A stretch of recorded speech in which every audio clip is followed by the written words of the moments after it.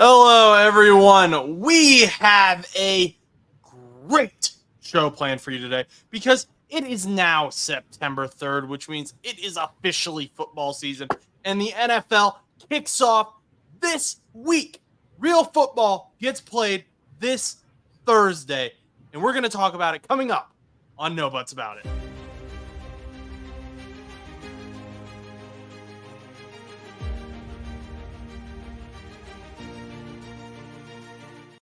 Chus is clearly excited for some NFL regular season football to get played. The preseason is in the past. The rosters have been set, and oh man, I'm feeling warm. I got my Jamar Chase jersey on because he's getting signed this week.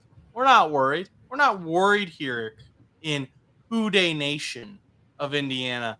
Chus is going to be repping a few different teams throughout the month, and Yep. this week it's the Buffalo Bills. So Yeah. So basically, I've decided to do this thing. I'm going to try to keep up with it as best as I can. I'm going to wear some sort of NFL or player-related merch over the next 18 weeks. Playoffs will be subject to who's in the playoffs, I guess, at that point in time. But yeah, so I'm just going to start with everything because I have all kinds of shirts. I have all kinds of different things. And sometimes it might be even a headband or like a college player shirt or something like that. So we'll see. But this week it's Buffalo Bills. We're repping the Bills this week. Shout out Damar Hamlin, former Pitt draft, or well, not. I mean, I guess he was drafted from Pitt, but yeah, he was former Pitt Panther. Gotta love Damar Hamlin. Loved him back in the day for the University of Pittsburgh Panthers. We all know about the situation that happened to him back last year, but I like trying to get as many Pitt players as possible their shirts. But obviously, some people aren't as high on these Pitt players as I am. I mean, obviously, you have Aaron Donald, but then there's players like Israel Bandicana that I really want, and I'm afraid that he'll get cut. Now, he didn't. He didn't get cut. He had a really good season, but there's a lot of people that me and Stan actually talked on the phone yesterday, and Stan said that initially they thought Izzy was going to get cut, but ended up having a really good preseason and now is officially on their 53-man roster. So it's things like that just kind of concern me. But Damar Hamlin was always on the roster, so that's very exciting. So, all right. So we are going to first talk about who we think is going to win each division.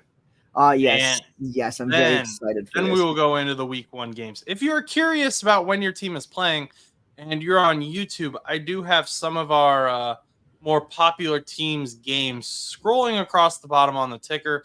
Those are Eastern Standard Time.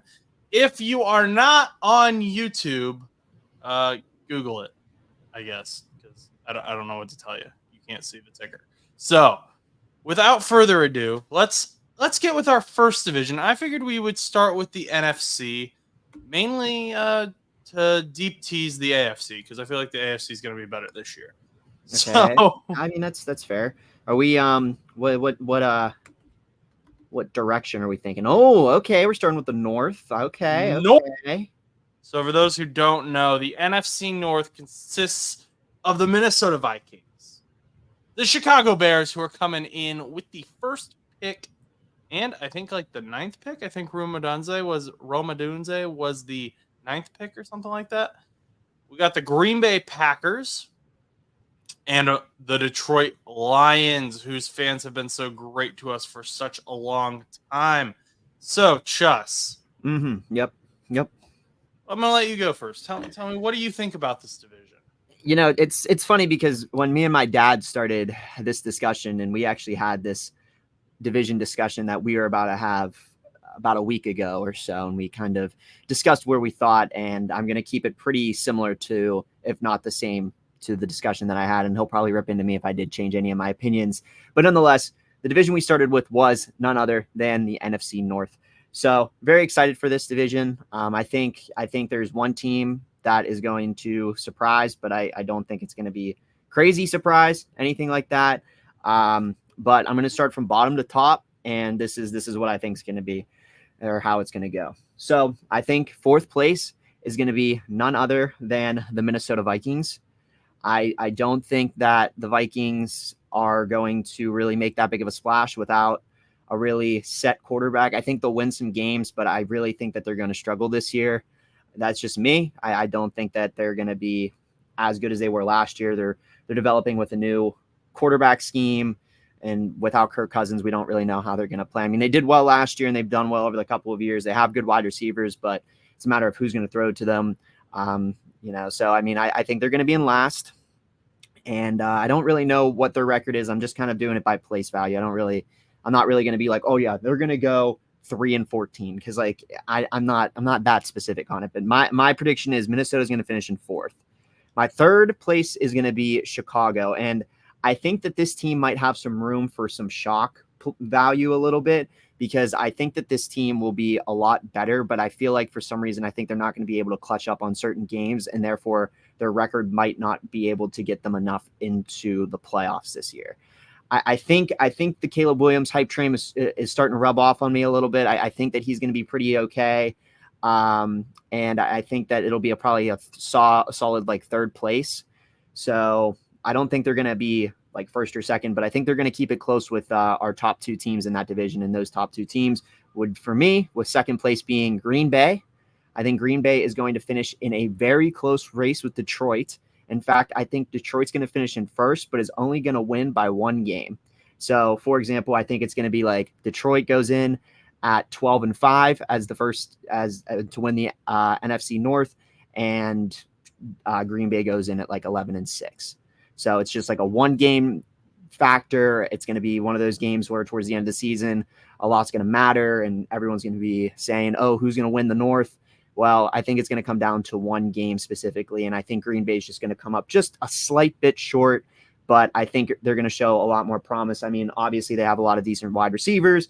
Jordan Love did really good in the playoffs last year. He looked really good just throughout the season last year. At least I feel like, and I don't know how Josh is going to feel about it, but I think Love is going to do really well, and I think with Josh Jacobs in the backfield as well, as long as he can actually keep consistency like he did in Vegas, I think that I think it's going to go Detroit and Green Bay, then Chicago and Minnesota. Yeah, so I'm in a similar boat as you. I have the Minnesota Vikings getting last in this division because I think Kirk Cousins is a bigger loss than a lot of people are anticipating. I know his primetime record isn't great. I know his playoff record isn't great, but I do still think he is a way better quarterback than Sam Darnold. Who knows? Maybe Sam Darnold has a Baker Mayfield type season where he kind of transforms into a playoff type quarterback. I don't see it coming, but crazier things have happened in the NFL. Also, I don't really see Aaron Jones as who is a new running back there. He's replacing Dalvin Cook essentially. I don't see him as a guy who is going to lead a run game in offenses anymore. He was injured a lot of last year, didn't get a lot of reps. We didn't see a lot from him at all. With the Packers, I don't know that we'll see a lot with him at the running back position. Obviously, everyone's going to go Justin Jefferson, Jordan Addison. Those two guys are amazing. They're great. Justin Jefferson is probably the best wide receiver in the NFL. And you know what? That's fine. I don't know that Sam Darnold can get the ball to him. So you could have prime Jerry Rice out there. If Sam Darnold can't throw the ball to prime Jerry Rice, it doesn't matter if you have prime Jerry Rice out there. Another thing, underrated guy that the Vikings lost was Danielle Hunter. He's now with the Houston Texans. I don't know if I trust this defense. There were a lot of big names that the Minnesota Vikings lost last season. Marcus Davenport, another one. He's now with the Detroit Lions. So, yes, I know Davenport was injured a lot, but he was still a piece for them. I just am not sure that the Minnesota Vikings can compete anymore in a division that has become highly competitive. Next up, I'm going to go ahead and actually put the Green Bay Packers here. Third. Interesting. I know they were in the playoffs last year, but Andrew Siciliano pointed out that the past 34 years, there have been at least 3 new teams in the playoffs every year. And I think the Packers are going to be one of those teams that gets replaced because I know Jordan Love, highest paid quarterback in the league, whatever. Cool. I'm not impressed by their wide receiver core. I keep seeing them ranked up here, up high. I saw them ranked as the number 2 team in the league earlier today. Well, I wouldn't go that far, but yeah. Who on the Green Bay Packers are you ranking as their wide receiver 1? They don't know. Most people don't know. Most casual NFL fans couldn't name a Green Bay Packers wide receiver for you. They're still trying to replace Mason Crosby, the kicker. They had an easier time replacing Aaron Rodgers with Jordan Love than they did replacing Mason Crosby. They can't replace Devontae Adams. Christian Watson, great. He's injured all the time. Jaden Reed shows potential, maybe. Romeo Doubs also shows potential. I don't know, though. They brought in Josh Jacobs, who was 2 years ago the rushing leader in the NFL. Can he do that again? I don't know.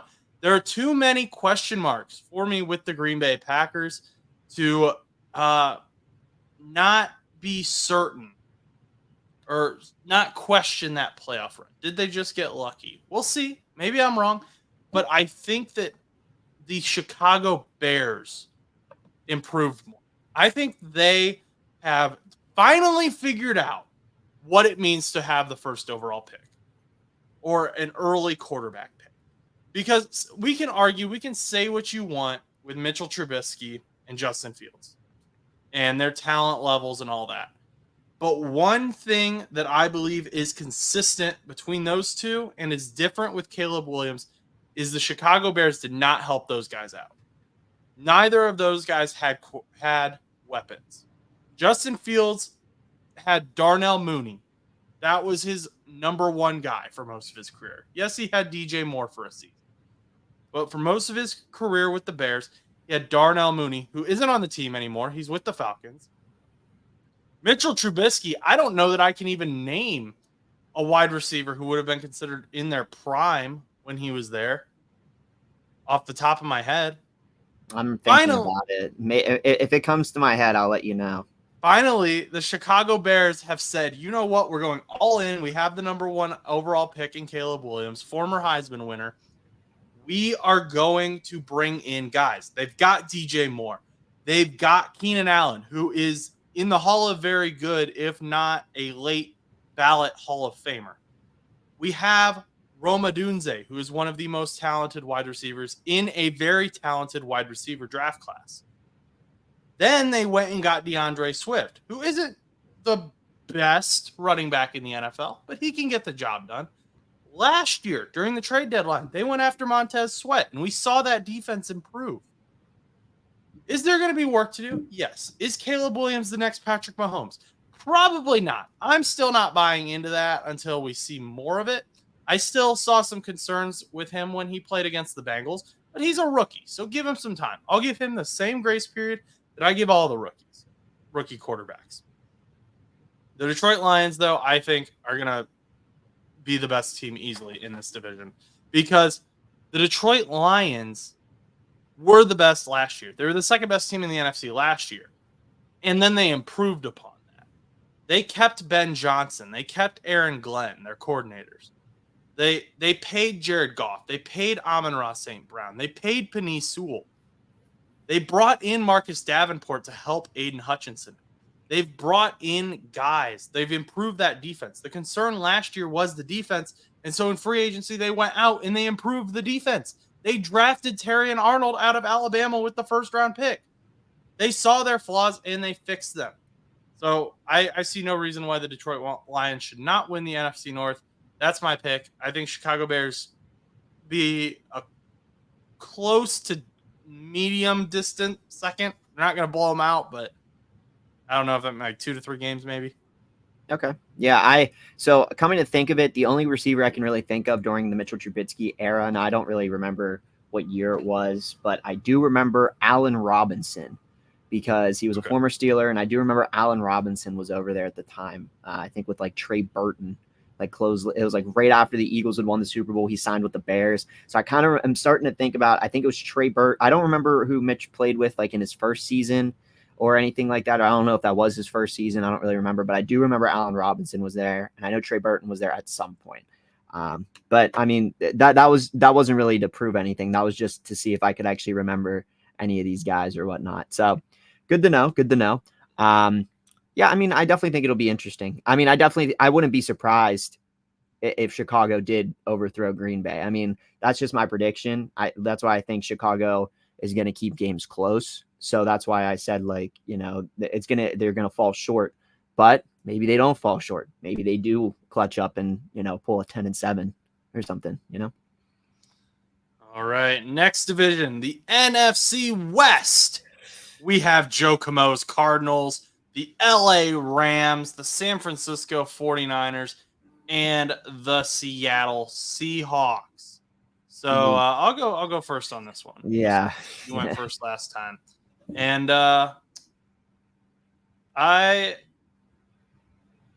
rough division.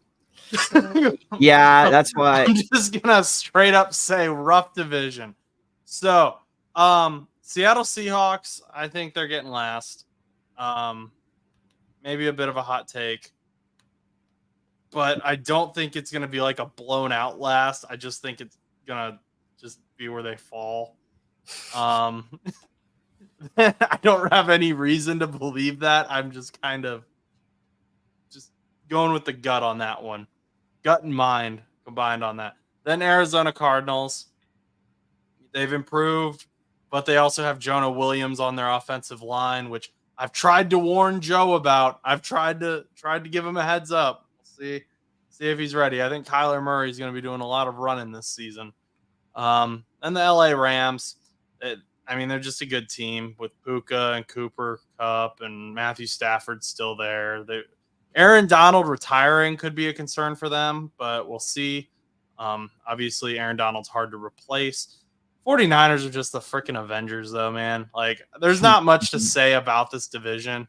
No matter which way you cut it, I think the 49ers come out on top no matter what. And then the Rams are just going to be competitive with other teams in the NFC and might squeeze into a wild card spot. Honestly, yeah, I would probably have to agree pretty almost spot on. I mean, I think I'm only going to flip the bottom teams. So I don't. The problem is like you said with this division, it's a rough one. It's one of those divisions for me where I genuinely don't think any of the other three are going to make playoffs other than San Francisco. So you could probably already guess who my number one team is going to be as I go from bottom to top. But my bottom team, I'm not really sold entirely on Arizona just yet. I do think they've improved, but I still think Seattle might be slightly better, but not by much. I think that bottom core is probably going to be like, once again, a pretty close bottom core. It's not going to be like last year where like Arizona was like I think they had like 2 or 3 wins. I don't really remember. I don't think it's going to be like that, but I definitely think they're going to improve on how many wins that they've had. I don't think it's going to be a winning record. And I'm sorry to Joe. I know he has optimism for this year, but I just don't see it. And then with Seattle, I think they're going to regress at number 3. And I don't think they're going to be as competitive either. I think their defense is still pretty decent. But I mean, Geno Smith's getting older. I mean, yeah, you got Metcalf and Lockett and stuff, but I mean, even Lockett's kind of getting up there a little bit in age. Metcalf's still a little younger, but still, I mean, you only got these guys for so long. And Geno Smith is like, once again, he's like more of a game manager and like average. And it just sometimes it concerns me about Seattle because I don't always notice like too much of a change, at least over the last couple of years of what they did. Nothing's really sticking out to me over there. So I'm really going to put them at 3rd. And then LA, I think they're going to squeak out of playoffs. I think that they're going to finish with like a 9-8 record again, because I think they're going to have to try to get used to not playing on defense with Aaron Donald. I mean, they have a crazy offense with Puka and Cooper and Matt Stafford, and they got Kyron Williams, and they got some really great offensive weapons.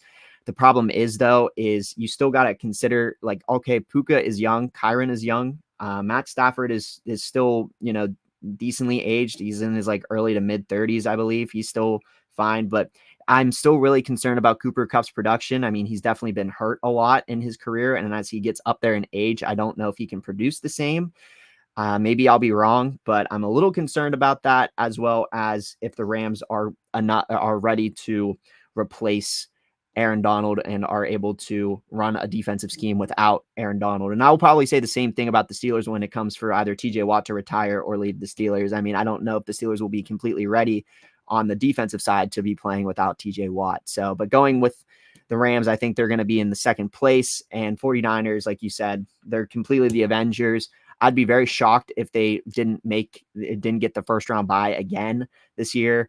If they fell to 2, then it must have been Detroit or something, lighten it up. So, but yeah, those are my predictions. Pretty close to yours, but I think we just had 1 or 2 teams just switched again. So, Yeah, and to go back to the NFC North briefly, it was just tweeted that by Ari Miroff that Romeo Dobbs was limited participant at practice today with a hand injury. So another wide receiver problem for the Green Bay Packers. But anyway, let's move on to the NFC East. I grew up knowing it as the NFC least because this division sucked. Recently, it has gotten a bit better with the Eagles and the Cowboys putting stuff together. now it's the Washington NFC Commanders. beast. No, Washington Commanders are trying to figure it out. The beast of it. I don't know what the New York Giants are doing. Chus, what do you think about this division? Who is going to come out on top here? Well, I can already start by saying that the Giants are going to finish in last. I just don't really see what they're doing over in New York, like you said, kind of briefly. I don't really see what they're doing, and I can't really see them making any sort of crazy push this year. I think there's going to be a game in like week 1 or week 2 where we're going to be like, oh my goodness, maybe maybe New York is actually really good, and then they're just going to fall off completely. I really don't think that the Giants are going to be any sort of threat to that division at all. So I'm putting the Giants at 4th. I wouldn't even be surprised if they ended up getting a top 3 pick this year. But we'll see. 3rd place. I think that this will probably. Oh man, I'm going to go with Washington. I think I'm going to go with Washington. I was initially thinking about putting Philadelphia at 3rd, but I'm going to put Washington at 3rd. Listen, I like Philly. I do. But going with Washington, I think I'm going to stick with Washington at 3 because one thing that does concern me about Washington is although they got Jaden Daniels as a rookie and they've got a lot of veterans around them, some of these guys that they have in this team that they picked up are kind of old. Like Bobby Wagner is like old. Some of these guys are old and playing in these like different schemes and whatnot with the Washington Commanders. So I don't really know how they're all going to mesh together. You got good weapons on there, but I can't see Washington being a team that is going to be able to jump Philly. But there's a part of me that also could believe that Philly could fall off a little bit this year. And I don't really know why. Like kind of how you said, Josh, it was kind of like a gut feeling over in the other division in the NFC. But I think that for me, so I think Washington's going to be a solid 3rd place. I think they're going to look really good. I think Jaden Daniels is going to look pretty decent. I don't think he's going to be in some crazy CJ Stroud conversation where Washington makes playoffs and they win a playoff game and they lose in the divisional or even the conference or the conference championship. I think he's going to look good. I think he's going to look solid. But I think there's going to be a lot of room to improve. I mean, obviously you're in Washington and you've got only so many wide receivers and so much you're working with. I mean, Eckler's in the backfield and you got some players, but like I said, it's really a matter of will Eckler adapt to this new scheme? Will they use Brian Robinson? Like, how will they use him in the offense? And like, there's just a lot of questions, more questions than answers for me in Washington. So I'm going to put them at 3rd. Philly, I think more or less I'm concerned with Philly is although that they have Saquon Barkley now, he gets injured constantly and I don't really know who their backup is. So because I know that they don't got Boston Scott and I know that they're missing some guys. I don't really know who their backup is, but the point is like they got Saquon. They're like, oh yeah, the team's good, but you also don't have Kelsey anymore. And you're kind of trying to develop with like a team in that offense over there with Jalen Hurts. And I mean, obviously you got AJ Brown, you still got some decent weapons over there, but I feel like the Eagles have slightly regressed just a little bit. not terribly, but I don't think that they're going to be some like major threat into the division. Although the Cowboys have no Tony Pollard, I do think that a player to look out for in the first place Dallas Cowboys will be Ezekiel Elliott returning to Dallas. I think people are sleeping on that idea, but I think that Zeke coming back to Dallas actually might be more beneficial than a harm to him. And I think it's going to be pretty interesting. I think they're also looking to pick up Dalvin Cook as well. So that could be a really interesting dynamic duo down in Dallas. Obviously, you still have CeeDee Lamb.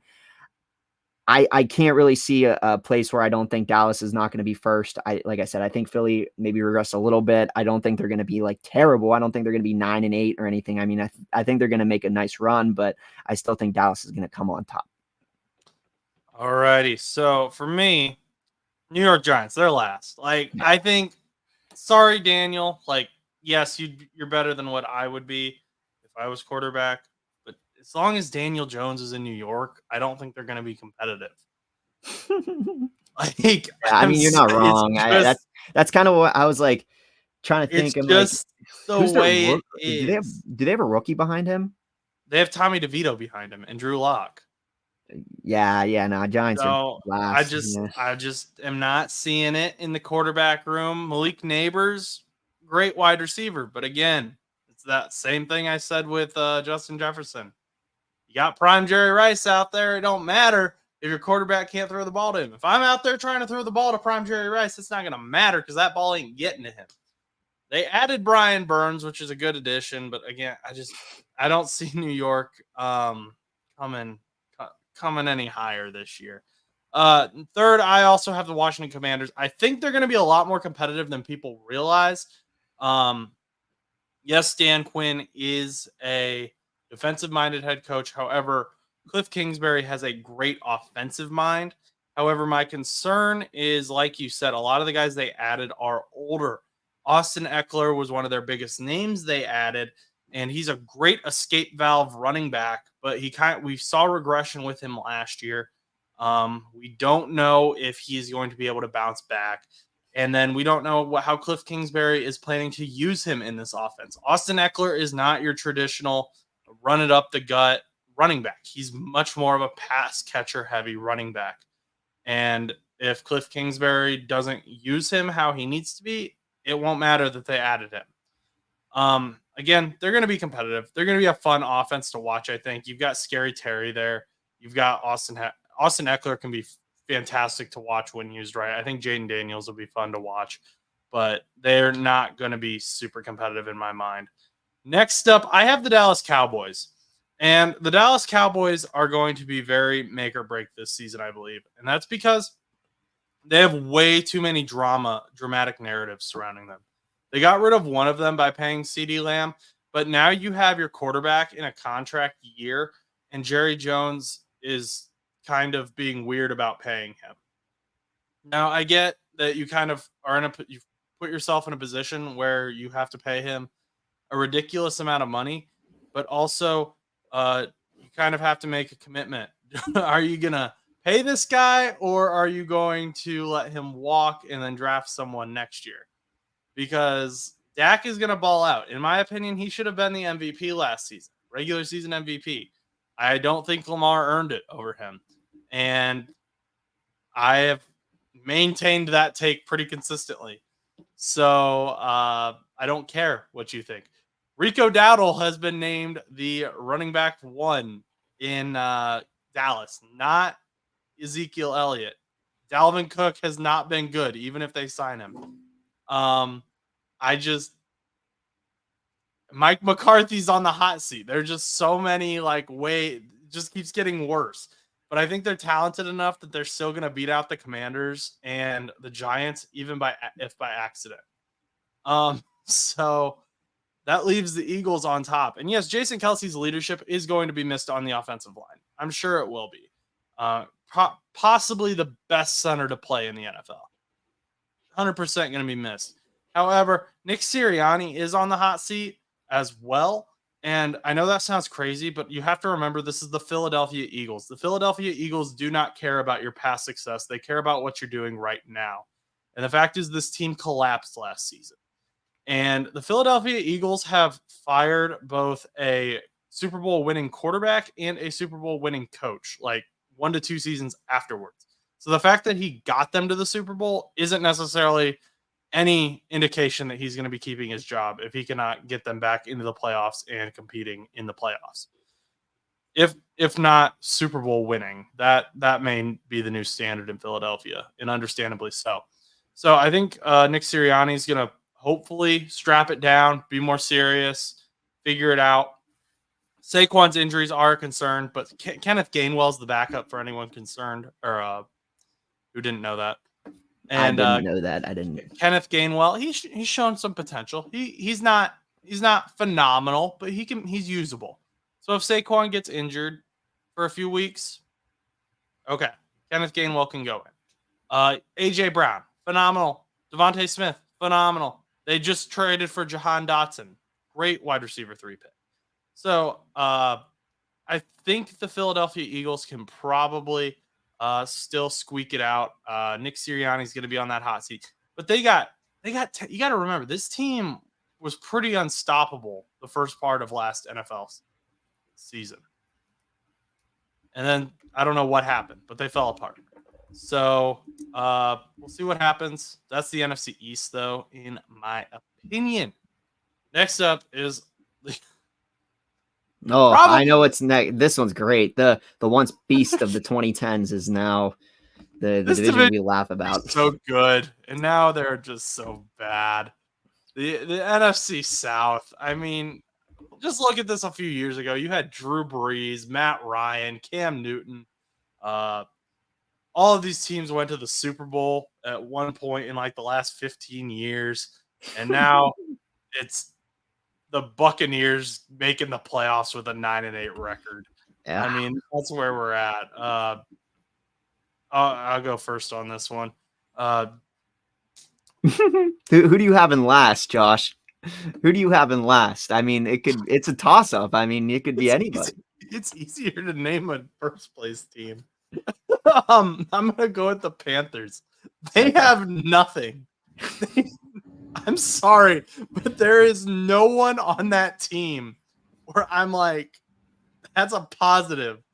Like Bryce Young, like again, I try to give rookies that like 1 to 2 year pillow to like figure it out, but I don't know if he's good or not because there's no one for him to throw to.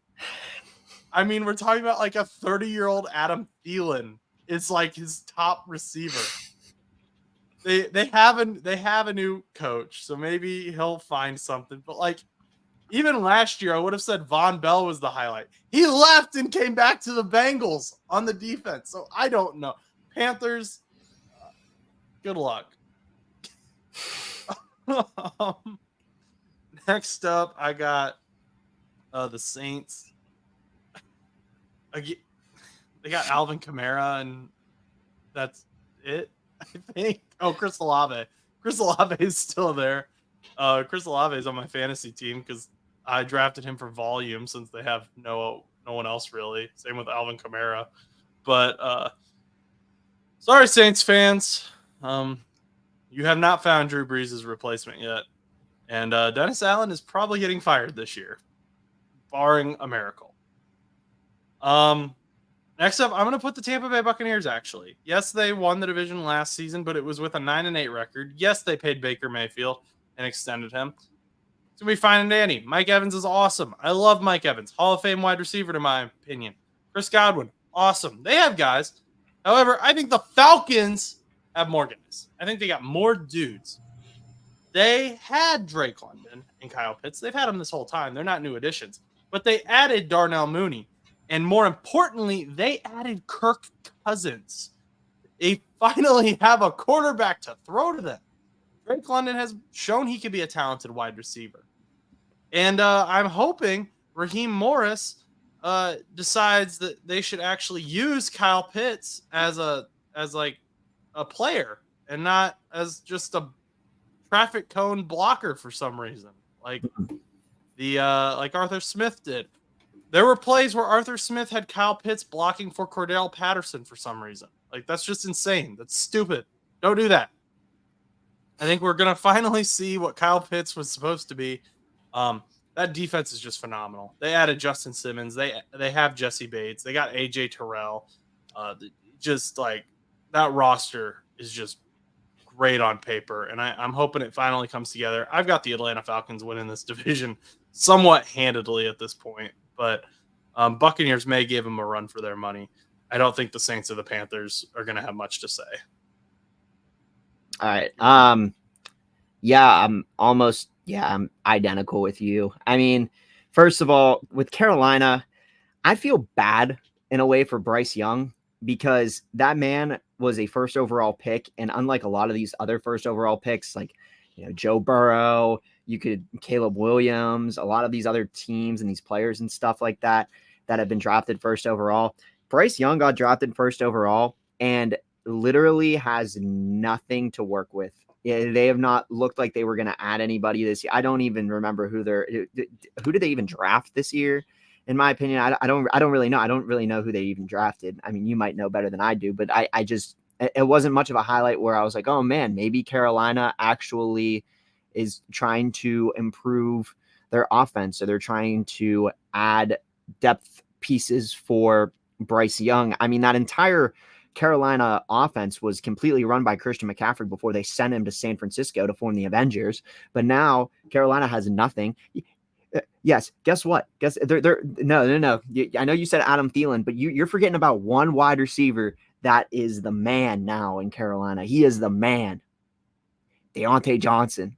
He is going to be the man. He's the savior for Bryce Young. And Xavier Legit, their first round pick, but I'm still. That's what I mean. Like, I don't really think that this wide receiver core, DJ, Adam Thielen, and Leggett are going to be anything that's going to make anything happen. I mean, you still got defensive pieces you need to fix. You got line issues. You got like so many issues. Miles Sanders is a running back on your roster. Like, come on, draft some players, man. Do something different.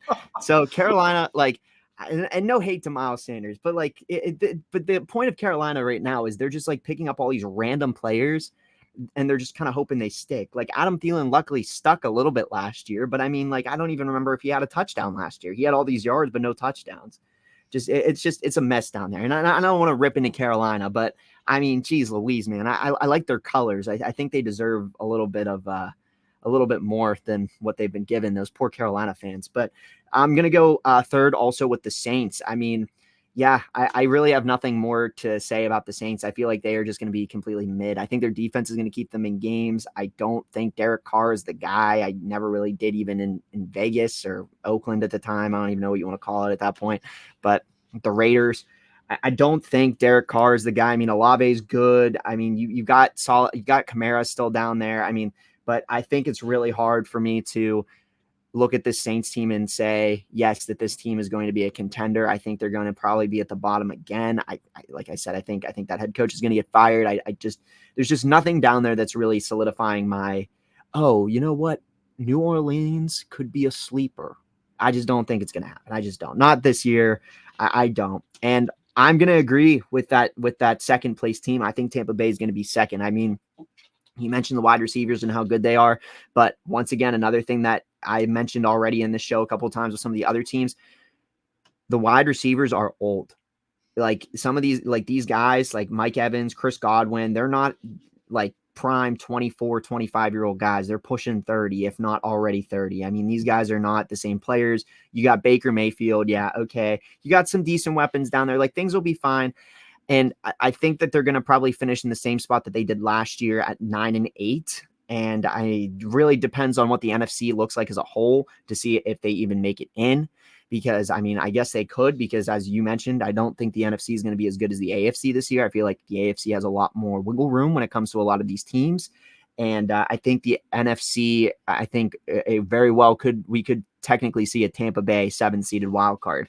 And when it comes to first place Atlanta Falcons, I mean, I think they've improved. Like I said, I mean, I don't think their wide receivers are, in my opinion, anything special. I mean, I think Drake London has some potential, but it's the other guy's Mooney. I haven't really seen much of him, so I can't really say too much. But Kirk Cousins is a huge addition. And I don't think that defense is that bad. And if they actually use Kyle Pitts correctly in the offense, I think that this team actually might be very, very good. Arthur Smith is now the Steelers offensive coordinator.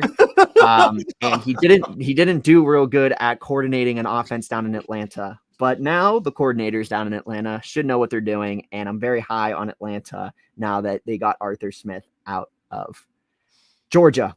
And honestly, the Atlanta Falcons, like looking at their logo and inside their like dome and different things like that, they're whatever you want to call it. Their arena. It's not really a dome. I guess it could The be Mercedes-Benz. Oh, I think it is the dome.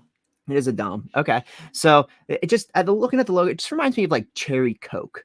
I don't really know why, but seeing them on top and like, drinking like Cherry Coke just makes me happy. That reminds you of Cherry Coke? I don't know why, but it just reminds me of some Cherry Coke. Okay. Or like Cherry Pepsi or something. Even though they're not blue and they're like, I feel like this would be more like Cherry Pepsi. Well, but like, the Atlanta Coke, I thought you were going somewhere with Atlanta and Coke because that would kind of make sense. But yeah, Cherry Coke. Yeah. Okay. Coke. Okay. Yeah, I mean, whatever. It works. Yeah, I mean, the Buccaneers are kind of in the same place as the Rams for me. They've got the talent. They definitely have guys, but I don't know. I agree. They like Vita Vea and Tristan Wirfs are great. Mike Evans, Chris Godwin. I mean, I really like that Falcons team. Yeah. I really liked that Falcons team last year. And now I like them even more. Yeah, but I think, like you said, they're going to finish right around the same spot as the Rams. I think they're both going to finish like 9-8. And it's going to be it could be a toss-up of who makes it, or if they both make it. I mean, maybe the NFC looks that terrible that both the Rams and the Buccaneers both make it in at 9-8. I mean, it's possible. I don't really know. I mean, like we've gone through these teams, and there's some of these like I said, Giants ain't making it. Like there's divisions like that we're going to talk. Like there's one division I know that me and you are going to talk about that it literally could be a complete toss-up again of who wins that. And personally, like I think it's pretty cut and dry, other than I think the South, where I mean, I guess like I said, we can make arguments for Green Bay and Detroit. You can make arguments for Dallas and Philly, but I don't know. I mean, it's just one of those things where we'll see. I the NFC. Let's move over to the AFC. And this division is the best division in the NFL. There's no doubt about that. All four of these teams finished with winning records last year, with the Bengals finishing last, unfortunately, I believe, with a 9-8 record. Sad season, but I tell you what. Actually, I'll let Chus tell you what, because I believe it's his turn to go first. So, you should be familiar with this division, Chus. Yeah, this was actually, I was going to say, this is the division I was alluding to before, where this division could literally be a toss-up. I could predict something, and it's probably going to be 100% wrong. I mean, it literally, any one of these teams could win the division technically, but I'm just going to give what I think is going to happen and how it's going to be a breakdown, because I feel like this more is like an analysis-based thing, because there's a lot that can go into this. But oh man, okay. Okay, I gotta so fourth place. Fourth place, I'm gonna go with Cleveland. At fourth. I don't think that Deshaun Watson is the guy. I don't. I think that they're relying way too heavy on that, and I think they've wasted so many years with Myles Garrett with this bozo of Deshaun Watson. And I don't think that he is a good player. I mean, he got hurt, and then you had to rely on Joe Flacco last season, and he's probably going to get hurt again. And they're going to have to rely on whoever the heck's their backup, which you probably know better than I do, because they got rid of Dorian Thompson-Robinson, as far as I know, and which I think was ridiculous.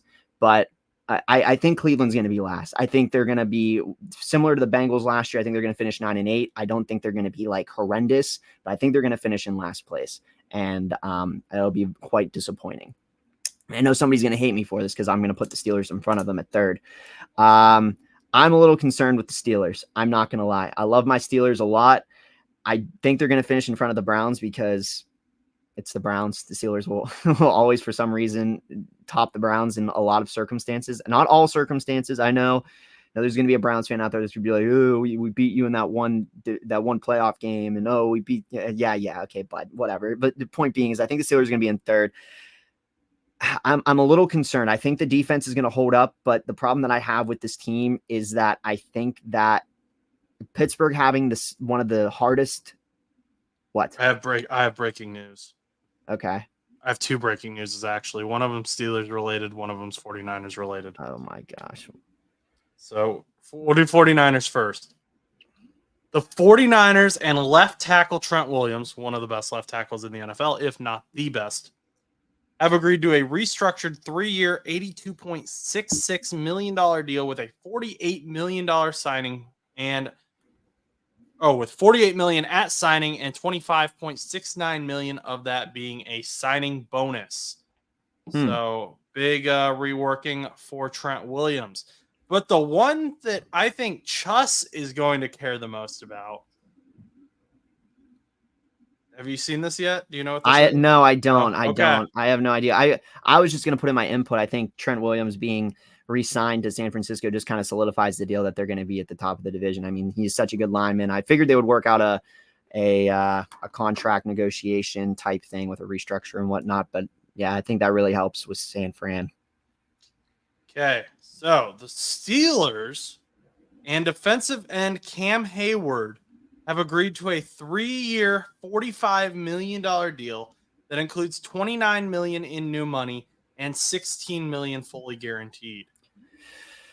Wow. So we're gonna go over, but Chus, you wanna give us some reaction to that? I didn't even know the Steelers were talking with Cam Hayward. Cam Hayward, I just want to verify. Yeah, the problem that I have is like I think that it's an interesting circumstance because Cam Hayward I thought was going to be done this year. I figured it was going to be like I thought that this was going to be the end for him. I mean, he's a great presence in Pittsburgh. He Walter Payton Man of the Year award winner.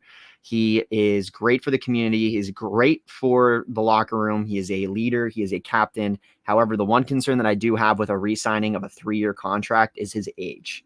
He is 35. He is going to be, by the time that this contract's over, he's going to be 38. He's been a little slower. He definitely could be injury prone. So I'm just a little concerned on the idea that if by the time 36 or 37 comes around, you lose out on that final year, you still got to pay the man.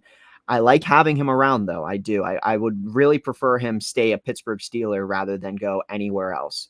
So I'm glad that we re-signed him, but there's always that concern that I have that that like an injury or something weird occurs and he's done and we lose out on that money, or he doesn't play the same as he did when he was even last year. I mean, you kind of slowly see he can only do so much. I mean, he still looks pretty good out there. I mean, he looked fairly well out there last year, but the thing is going into my same concept with third place. Now, weirdly enough, Josh, whenever you said San Francisco 49ers and Pittsburgh Steelers news, I thought we got Brandon Ayuk for some reason, even though he just re-signed an extension. And I was like, I was like actually genuinely shocked. But no, I mean, I think the extension will be good. Like I said, he's a very good presence and he's a good leader. And I'm hoping that whoever they have behind him is going to be a solid replacement. I hope that he can lead him, whoever that will be. And I'm sure we'll probably draft that guy in like 2 years or whatever. But nonetheless, I don't think that the signing is going to change my standing. I think that the Steelers are still going to finish in third. Once again, with a winning record, they're going to finish 9-8 or 10-7.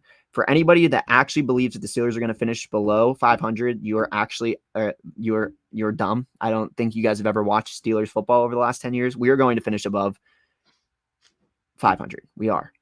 So whenever we finish 9-8, you bandwagons, you weren't there with us when we were 9-8. So don't be with us when we are 9-8 this year. Just saying. Okay. So point being, they're going to be in third. I think Arthur Smith's offense is going to be good, but I don't think Russell Wilson or Justin Fields or whoever goes in is going to have somebody really other than George Pickens to throw to. We have a lot of above average wide receivers, but I don't think that they are good other than George Pickens. I mean, that's why I think people were really pushing for Ayuk, because I think at that point you would add that stardom, that superpower, even just something that would make it look good. I mean, and I'm still really concerned about Russell Wilson. I'm still really concerned about if he gets hurt. I'm also really concerned if he'll throw more touchdowns in a season than he does bathrooms in his house. Still very concerned about that going into this season, especially with a new offense. I think the running backs are going to shine. I think Najee and Jalen Warren are going to look good. And I'm just hoping that Pickens stays cool. I'm hoping that there's not a lot of drama. And I think that the team can be good if the offense actually produces. Whereas if the defense is stuck out there for 45, 50 minutes out of the 60-minute game, I could see where the injuries could start happening with Cam Hayward and TJ Watt again, and then Minka Fitzpatrick and some of these players that are out here busting their butt because the offense can't produce anything. We'll see what happens, but I think they're going to finish in third. I'm going to put, and also, like I said before, I think having one of the hardest schedules, I think is really, really hard as well. Baltimore, I have at second. I think that Baltimore still has they still have some questions that I'm a little concerned. I think their defense has regressed slightly. I think losing Patrick Queen and some of these players and like not really replacing them is just kind of like questionable. But I think you still have Lamar. You still have an MVP winner, multi-time MVP winner. I think you have Zay Flowers. It's still going to be good. Now you put Derrick Henry back there. I mean, he still produced at such an old age last year with Tennessee, who wasn't that good. And now you have a slightly improved team with Baltimore when it comes to, I mean, probably more than just slightly improved, probably a little bit more than slightly improved when it comes to Baltimore. I think the O-line is going to be better for him. I think he's going to be a real threat. I think Baltimore will probably finish in second. And I have Cincinnati at first, and I'm sure Josh will probably be pleased to hear that. But also on top of that, Cincinnati is a really good team that had very unfortunate circumstances occur with them last year with Joe Burrow and whatnot. They probably would have made a run with it last year. If they wouldn't have won the division, they probably still would have gotten second, beating out some of these teams that they had, in front of them in fourth place at 9-8. And with that being said, Cincinnati also has, I think, the second or third easiest schedule this year. So if somehow Cincinnati doesn't finish with above 11 wins, I will probably troll you, Josh, because that is a disgrace to the game of football, considering you have to play teams like New England and teams that just really don't have it figured out yet. So I have Cincinnati at first. Josh, what do you think? And also I'm looking forward to see what Jordan Battle does.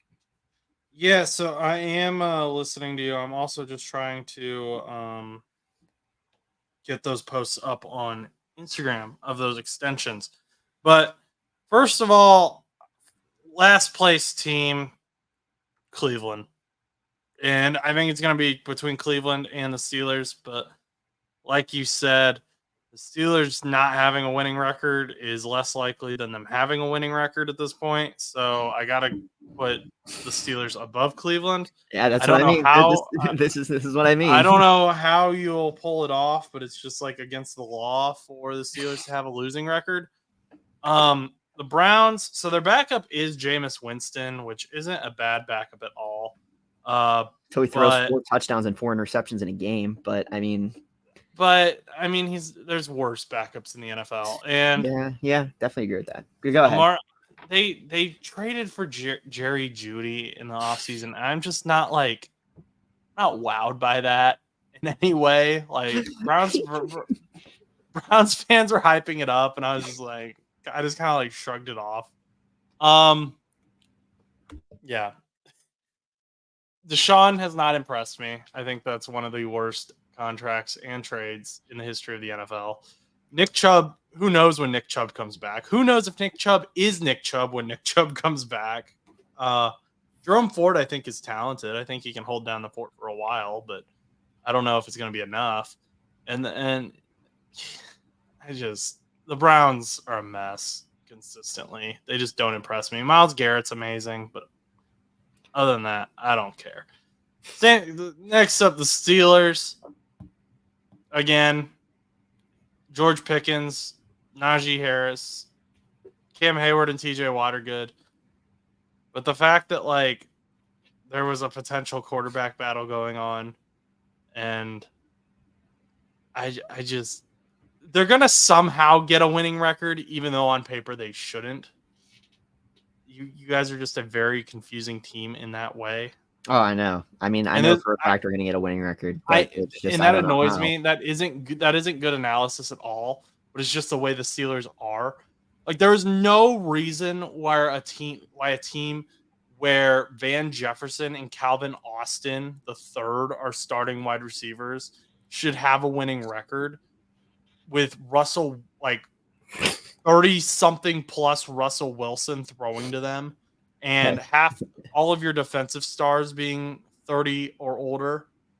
That just doesn't make sense, and yet somehow Mike Tomlin will pull it off. I Whatever. agree. I can't wait for us to like I said, Josh, to the bandwagons out there, when you weren't with us at 9-8, don't be with us this year when we go 9-8. Yeah. Next up is the Baltimore Ravens. Yeah, you really took you a minute Because there. I did. Because the Baltimore Ravens did win the division last year, and they looked phenomenal last year. They looked great. And they added Derrick Henry, so we should all be like, oh, they're gonna do better. Well, they also lost their defensive coordinator, which I think, along with all the defensive players that they lost, Jadeveon Clowney, Patrick Queen, Geno Stone, who is now a Bengal, by the way. Mike McDonald was just a phenomenal defensive coordinator. And they just don't have him anymore. He's in Seattle as a head coach. So, Baltimore, sorry, but the Bengals are back in town, and they're back on top. And Joey B has some security guards this time. He's bringing guys like Trent Brown in. He's bringing Amarius Mims. He might even get fancy with it, move Ted Karras over to guard, put Matt Lee in at center, who didn't allow a single pressure in preseason, which I know it's preseason, but still. Having your 7th round pick not allow a single pressure in preseason, that's pretty good feeling. Geno Stone is a great addition to this offense. He got a pick 6 off Joe Burrow, or defense. He got a pick 6 off Joe Burrow last year. So we were like, okay, he's going to come join the team, so he doesn't do that anymore. I do have some concerns about the run defense. I won't lie. That defensive line is a bit concerning. We don't have a ton of depth. We've got some injuries already. We don't have a true nose tackle now that DJ Reader's left, but we have so many wide receivers. We have so many wide receivers, and that's exciting. Hopefully the linebackers can figure it out. And if the linebackers can't figure it out to help the run defense, we'll just put up 60 points a game. And then who cares? So, Bengals, we have a ridiculously easy schedule. You said, like, what? We should get more than 11 wins. I'm putting us, like, around the 14 mark. We should be, like, even last year with Jake Browning, we almost beat the Chiefs. That's why I said, I was like, if you guys don't get more than 11 wins, that's why I will clown on you. Like, if you guys get, like, 11, like, if you guys don't, like, I'm thinking more like 12 and above. If you guys get 11, 10, I'll be trolling you guys. But I think the one thing that I am concerned about with the Bengals, though, is playoff production. And the only reason I'm concerned about that is with a very easy schedule, and I've learned this from the Steelers, you can go 12-0 in the season, lose to the Washington Commanders, and then lose all of your momentum, and then lose to the Browns in the COVID playoffs. So I'm just hoping that Cincinnati plays with intensity throughout and doesn't get too lax if they get the first round bye or get second place or whatever. And when they play some of these might be heating up teams, for example, in the playoffs, they don't get too lax. So that's the only thing I'm concerned about, but I can't see them not finishing in first. I think there's a lot of guys on this team that want this. And Joe Mixon and Tyler Boyd, I would have loved to have them on. DJ Reader, too. Would have loved to have had them see this. But, like, that Super Bowl taste is in a lot of these guys' mouths now. Jamar Chase is playing week 1, by the way. Let's just, like, forget about it. The Bengals last year announced Joe Burrow's extension during the Chiefs-Lions game to kind of become the headline over that. And I wouldn't be shocked if they're doing that again. Jamar Chase hasn't practiced yet this week, but he's been more active in practice, like helping out with drills and stuff. I think they're just sitting on this at this point. And Thursday, he'll practice. They'll make the announcement. And then they'll be talking about it all day instead of the Chiefs and the Baltimore Ravens playing in the NFL kickoff game. Okay. Who day? Okay. Next division. We're going way over. But that's because it's September. And I want these predictions out. I want them out. He wants them out there so that he can tell the whole world that he was right or wrong. Or wrong. Next Ooh. division Why is does the Chiefs have the yellow highlight around them? That's odd. because that's the picture I found, and that was what was on it. Hmm. Anyway, Interesting. this division is actually so AFC West. This division is awful. Chus, is it my turn? I think it's my turn to go first. Yeah, it is your turn. Okay, so team that's getting last, Denver Broncos. Actually, no, I take that back. Las Vegas Raiders. Hmm. I think there's a chance Devontae Adams gets traded at the trade deadline. Hmm. I think they'll be that bad. I know Gardner Minshew, you're a fan, but yeah, that's a rough team. They got Devontae Adams, and that's really it that I can think of off the top of my head. We'll see. We'll see, won't we? And the LA Chargers, another team. They've got Justin Herbert, great quarterback. Jim Harbaugh's in their first year, head coach with the Chargers. Lost Austin Eckler, but they brought in J.K. Dobbins and Gus Edwards from the Baltimore Ravens. He drafted Lad McConkey, hoping him to be a good wide receiver for Justin Herbert to throw to. They have the opposite problem as of a lot of these teams is they have a great quarterback, but they have no one for him to throw to. Quentin Johnson ain't it. At least last year he wasn't it. They lost Keenan Allen and Mike Williams. They're hoping Lad becomes something. I don't think this is the year, but I think they'll somehow be better than the Raiders. They'll find a way. The Broncos, by default, will not be as bad as the Chargers or the Raiders. I don't think they'll be good. There's a difference. I just think they'll be better than those other two teams. Bo Nix, I have kind of bought into. I think Bo Nix could be a very, very good quarterback in this league. I'm kind of buying into the hype of Bo Nix. Was he drafted a little early? Probably. But I think he's exciting for me. So I'm going to put him up there. Chiefs, I'm just not going to bet against the Chiefs. Unless like Patrick Mahomes gets hurt on Thursday and is out for the season, I'm not betting against the Chiefs. So they're going to win that division. So I'm going to go with my fourth place team being none other than the Kansas City Chiefs. I think that they are really bad, and I don't think that they deserve to win the division. And then my second to last place team would be none other than the LA Chargers. I think that they are going to finish in third to last. And then I think my second place is going to be Denver. And I think my first place team is going to be the Las Vegas Raiders, led by Gardner freaking Minshew. Except that's in reverse order. So basically, I think the Raiders are going to finish in last. So I don't think the Raiders are that good. I actually think that the Raiders are really bad. I love Gardner Minshew, but like you said, I think Devontae Adams will probably get traded by the deadline. I think the biggest highlight that they have is Max Crosby. Gardner Minshew he's just kind of more of a substitute guy. And he just kind of gives the crowd a lot of hype when they go in as the quarterback too. We've seen how he does with starts. He did all right in Indianapolis, but came up just short, probably his best year. The difference between Indianapolis and Vegas is that Vegas doesn't have the weapons like Indianapolis does. So I think that Vegas will finish in last, and I think they are going to be dead last. And I think that third place will probably be none other than the Denver Broncos. So I think the Denver Broncos are going to look relatively good. I think that Bo Nix is going to look good, but I think it's going to be in a very similar situation as some of these other teams like the Washington Commanders, and where they're going to have where these quarterbacks are going to have a little bit of like a glimpse of light and they're going to look good. And I think Bo Nix is going to look really good, but I just don't think Denver has all the key pieces to even finish in second in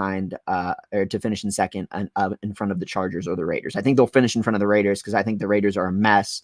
And it's kind of unfortunate because the Raiders have always kind of had some sort of like promise. They're like, oh yeah, maybe they'll be good, and then they never are. So I mean, the Raiders are just kind of the Raiders, but nonetheless, Broncos are going to finish third. I had the Chargers finishing in second. And I know that you think that the Chargers aren't going to be as good, but I'm pretty high on the way that Jim Harbaugh runs his team. I mean, he brought that terrible, terrible, terrible San Francisco team in the 2010s to a Super Bowl, although that they lost. He still brought that team there, led by Colin Kaepernick. So, I mean, and I don't really think Colin Kaepernick is that good of a quarterback. I mean, he was good. He was a good field general, but I don't think he was anything like a Patrick Mahomes or anything. And I think that this team, although he has a very different mindset, I think that there's really no reason why the Chargers shouldn't finish in front of Denver and the Raiders, unless, like you've said before, you have a situation where Justin Herbert goes down or something weird like that. I think they're going to finish in second. Do I think that they're going to come anywhere close to the Chiefs in the first place race? No, not at all. I don't think this is going to be like a Lions and Packers, Eagles and Cowboys. I don't think this is going to be anywhere close. I think it's going to be a pretty like runaway. Chiefs are going to run away with it. Like you said, unless Patrick Mahomes gets injured on Thursday, which obviously I hope not, because it's always fun to watch Mahomes play. I'd rather watch him lose in the playoffs than have him get hurt and that be the reason why they don't make it. So point being is I think Kansas City, you can't bet against them. And Kansas City, Patrick Mahomes has shown that he can win a Super Bowl with literally Kadarius Toney. So I think that with the improvements that they have to the wide receiver core, they brought back Juju again.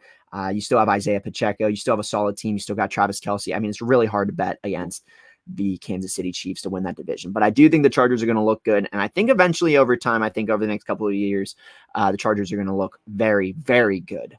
But we'll see. We'll see. Okay. I mean, I just that other than the Chiefs, that division is rough. No, the Raiders are probably going to finish in first now. Next division, dang, these divisions are bad. I know we said the AFC is better than the NFC. Yeah, no, I don't know about this. No, I think the NFC might still be better. This AFC team, this division's even worse. I think. Actually, no. I think, no. Your turn. You go first. Ugh. You go first. Patriots, Bills, Dolphins, Jets. Oh my gosh. This is a crapper.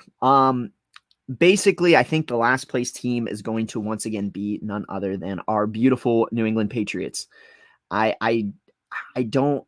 starting to wonder why. Like, I mean, we talked about this last week. I'm starting to wonder why they don't have their first overall draft pick, not first overall, but like their first round draft pick start week 1. You got Jacoby Brissett starting.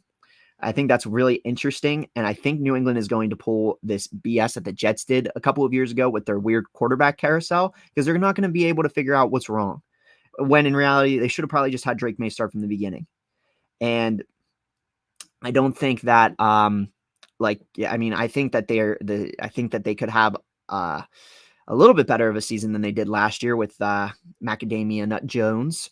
But I really don't think that Mac Jones. I mean, I don't think Mac Jones was that good anyway, but I don't think that this New England team is anything special. I really don't. I don't think they've made enough improvements for me to even justify them at a third place spot. I just don't. I can't really see them being anything like that. So New England, dead last. Once again, probably going to get a top 5 pick. That's almost guaranteed. I think the top 5 picks this year are probably going to be somewhere with the Giants. It's going to be our big boy New York Giants. It's going to be the Carolina Panthers and the New England Patriots are going to be your top 3 picks again. I don't know who the other 2 are going to be yet. It could be literally any team, but those are my top. Yeah, New England's going to be bad, and that's why I think you should destroy them this coming Sunday. If you keep it close, Josh, I will meme on you, regardless if you win or not. You better keep that. I'm just saying. But nonetheless, moving forward, third place, the Buffalo Bills. I think the Buffalo Bills will be in third because, my goodness, they have just lost so much. I mean, their big guy was Stephon Diggs, and they even looked kind of questionable, I felt, last year. I mean, Buffalo's had a little bit of a rough go, and losing Stephon Diggs and having to rely on Curtis Samuel as like one of your big wide receivers over in Buffalo in that offense is kind of concerning. I mean, you still have James Cook, but how much can you rely on James Cook to lead your offense? I mean, you still can't really count out Josh Allen, but I do think that the Jets are slightly better than the Buffalo Bills this year. As long as Aaron Rodgers can stay healthy, I think that the defense is relatively all right in New York. I think that they have these weird position saturations, like with running backs. They have 4 running backs where they don't really need 4 running backs. And I think that the problem with these 4 running backs is that, like, I feel like Breece Hall, I'm not sold on him entirely. There's like these players I'm not sold on. And if Aaron Rodgers can't bounce back from his Achilles tear, this team could really be a boom or bust team. But I still feel like, and I feel like if they are at their prime and the way that they look on paper, I think that they should finish above Buffalo. However, this team, I think that the team that's going to win the entire division will be Miami. I think Miami will win it based on who they have. I think their defense is relatively solid. I think their offense is still going to be great. You still have Cheetah. You still got Tua, who can play the game as long as he's not playing in the cold. He can play the game. He's got Achani back there. I believe that they have. Do they still have Mostert? I don't really know, but either way, they still got Achani. They still got Waddle. They still got a pretty solid team down in Miami. But however, questioning how that team, how that division is going to finish out, I really have this weird sense in my head that Miami's going to finish 11-6 and win the division, which really shows where that division is going to be at come the end of the season. Are you talking about Devon Achan? It's Achan. You said Achani. Did I say Achani? Oh my goodness. You said Achani like 3 times. Oh, Achan. Okay. I was like, I had to Google the pronunciation because I was like, I have been saying that wrong for the last year. No, it's Achan. I just wasn't thinking, but it's Achan. I mean, we've also been like brain numbingly just been talking about these teams, and I'm starting to voice crack. So, well, if the Steelers wouldn't have had breaking news, we would be okay. We'd probably be closer to done by now. Yeah. But AFC East, I'm kind of in the same boat as you. New England Patriots suck. They just do. And we talked about it last week, and then over this past week, I kind of looked into it more, and I listened to some people, and I heard some good arguments. Not that I necessarily agree with them, but just one of them was keeping Drake May healthy because this offensive line is going to be so bad that you don't want him to necessarily get hurt right away, which you kind of alluded to when we were discussing it. But I don't know if it's a great argument, but it's an argument. But anyway, they're going to be bad. I'm not impressed by the Patriots at all. Like you said, we should probably blow them out. And if we don't, there better be a good reason why. Like because we sat Joe Burrow after the first quarter because it was 30-0. But anyway, next up, the Bills, same boat. Just like Josh Allen's phenomenal. I love Josh Allen. He's so much fun to watch play. But aside from Dalton Kincaid, they lost Stephon Diggs. They lost Gabe Davis. They've got Curtis Samuel. James Cook could show some potential. He could be something. But even on defense, they lost a ton of guys. I mean, really only the big name returning off the top of my head that I can think of is Ed Oliver. And I think Micah Hyde is also returning. But he's had some injury issues. Oh, he's a free agent. So Micah Hyde isn't even returning. Yeah. I was going to say Micah Hyde was one of those safeties that never really got signed by anybody. So I don't know, Buffalo. It's hard for me to put, and that's weird because Buffalo, like the last few years, has been a Super Bowl contender, and then just all of a sudden they just kind of. Yeah. But then next up would be probably. So, I'm gonna go Jets because I mean, they have their defense is one of the best in the NFL. They have added to that wide receiver room. They've improved that wide receiver room. That was a problem last year. They've improved on offense, the offensive line as well, I think, which was a huge issue. I don't know if it's a great offensive line. And then they've got that drama going on too, though. They brought in Hassan Reddick, And Hassan Reddick's Mm. holding out. He's not Mhm. even at training camp. He's not even. He's in like a different state. Like that dude's getting fined. Like It's bad. It's not it's looking not good. looking Not bleak. good. Not good looks for Robert Saleh. Stan the Jet fan's not too happy. He wasn't even happy with Joe Douglas. He was like, this might be the thing that gets him fired. And then I'm going to say a week first, even though I love their offense. And I think they have a good defense. But the Miami Dolphins, I just think they're going to be a week first. Because I think they're going to do the same thing they did last year. And they're going to look amazing during the regular season. And then they're just going to flop in the playoffs due to the cold weather. What, the Dolphins? Yeah. I agree. I think they'll get first in the AFC East, but I don't think they're going to be like a powerhouse. I'm not going to buy all into the hype this year if the Dolphins do super well. That may be a complete lie, and I buy into it by week 5. But I'm just right now. I'm saying Tyreek Hill's great, Jalen Waddle's great, Devon Achane's great, Raheem Mostert had a great season last season. But there's too much hype around the team, and I need to see some cold weather games that they can win before I can see them making a real run. Okay, that's all I got. Yeah. Final division, and then we can talk about. Let's just talk about the Chiefs and Ravens, Bengals and Patriots, and then Steelers and Falcons. I think. Yeah, we play Falcons. Okay. AFC South. That is the Jacksonville Jaguars, Indianapolis Colts, Tennessee Titans, and Houston Texans. So first off, right off the bat, I'm going Tennessee Titans are getting last. And that's because I don't really know what Will Levis is going to look like. He may be spraying that mayo cologne on him, eating his mayo sandwiches, but they've added a lot to this team. And I think Brian Callahan is a phenomenal coach, but he's got first-year coach. You got first full-year starter in Will Levis. They've got some talent. They have Tyler Boyd is talented. DeAndre Hopkins is talented. They have the guys to make it work on offense. I just don't know if it'll come together.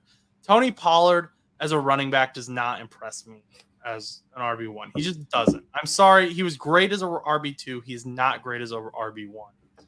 But the defense is going to be good. I think this is going to be a good division. I think the AFC South is probably the most improved division in all of the NFL. So I think the Titans are going to be very, very good. I just don't think they're going to be good enough to not be last in the AFC South. Next up, we have the Jacksonville Jaguars. This team should have been way better than they were last year. I don't know what happened, whether it was just communication issues. Doug Peterson's first year being there, I believe, was last year. Trying to remember. Trevor Lawrence was battling injuries. Like it just wasn't working. I think this year they kind of figured it out. They're a better team. They brought in Gabe Davis from the Bills. They've got some guys. I think the Jacksonville Jaguars can be a competitive team. Next up, Indianapolis Colts. Indianapolis Colts have remained the offense I am the most excited to watch this season. And I know Anthony Richardson did not have a great preseason showing, and he's basically a rookie quarterback this year. We've got injury concerns. All of that is understood. But you also have Jonathan Taylor back as fully healthy, great guy, great running back. He's ready to go. Most of, if not all of the offensive line starters have returned. We've shown that the rookie offensive line depth is good. A.D. Mitchell is super exciting. Josh Downs maybe back. We don't know yet. We're waiting to see. But you've got Michael Pittman Jr. You've got A.D. Mitchell. You've got a great tight end room, even with Jelani Woods going down. That defense is exciting. There's a ton of exciting stuff to look at for the Indianapolis Colts. And they were one play away from the playoffs last season. One play.